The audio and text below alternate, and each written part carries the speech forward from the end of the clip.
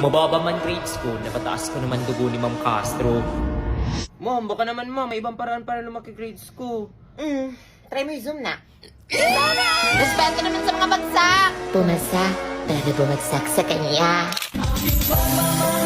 Corny. Ba't malungkot ang beshi ko? O, De La Cruz, okay na ba? Okay na po. Okay, tingin sa camera.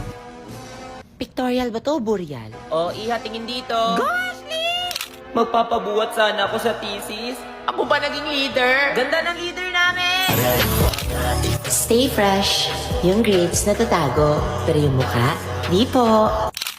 Grabe, nakakamotivate yung motto niya. Class dismiss. Class, ito na yung last meeting natin, ha? See you sa graduation.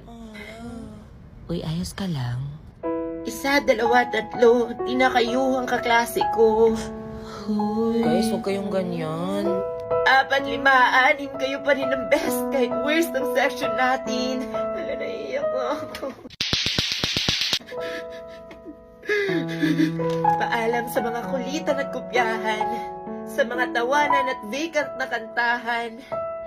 Instead of saying you're the best section ever, I'll say, huwag niyong isipin ang sabihin ng iba.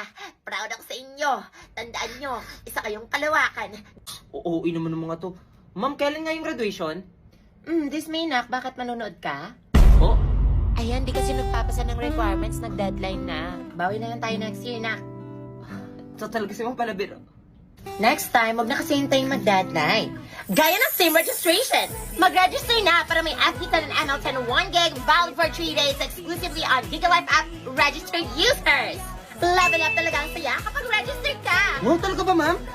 Yes, nak. Pero di ka muna makakapag-level up sa college, ha?